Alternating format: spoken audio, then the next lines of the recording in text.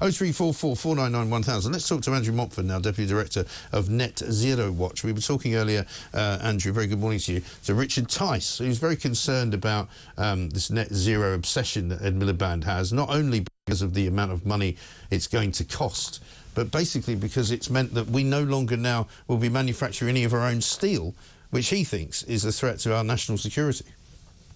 That's right. I mean, net zero and national security is a subject that perhaps doesn't get talked about enough.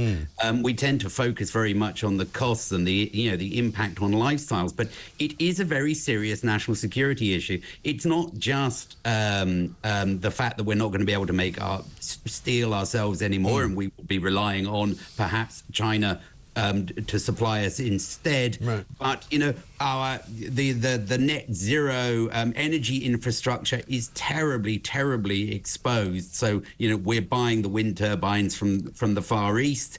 The lines that bring the electricity to shore are very exposed to foreign aggressors. If somebody wanted to cut off a wind farm and knacker our grid, it would be quite easy for them to do. The Russians have submarines equipped to do this. Net zero and security is a big issue.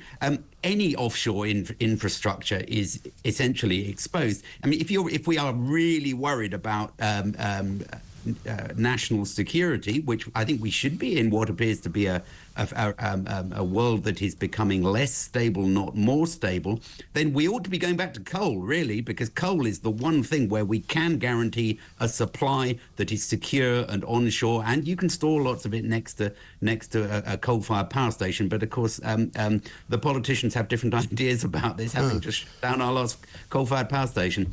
Well, exactly right. And speaking of interference from abroad, did the French not cut off the electricity supply to the Channel Islands a year or two ago? When that's right. During about the fishing. Yeah, correct. During the COVID crisis, there was at least a threat to cut off the Channel Islands, because the Channel Islands gets all its electricity from France.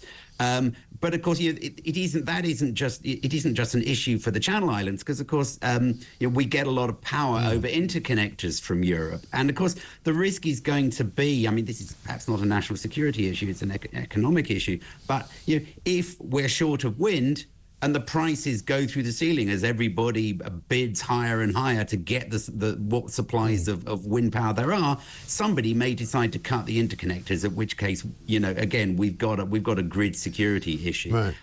The whole situation with net zero is really quite frightening. There are so many ways this could go badly wrong. Well, also national security doesn't just cover, pieces of infrastructure, does it? It also covers the supply generally just of electricity. And clearly, if we go down this route, there's already talk of blackouts possibly coming. There's already talk of, pylons being put up, underground cables having to be manufactured. It's all very expensive. And if there are going to be blackouts, I mean, it takes us all the way back to the 70s. I mean, it's ridiculous. Yeah, the blackout risk, I think, is real.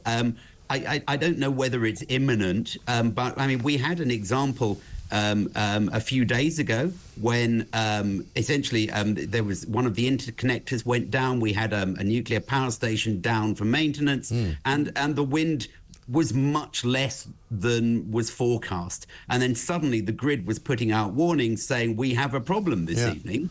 At which point, of course, what we do is we ask factories to switch off. Well, we don't ask them. We say, look, we'll send you a king's ransom. Don't make any cups of tea.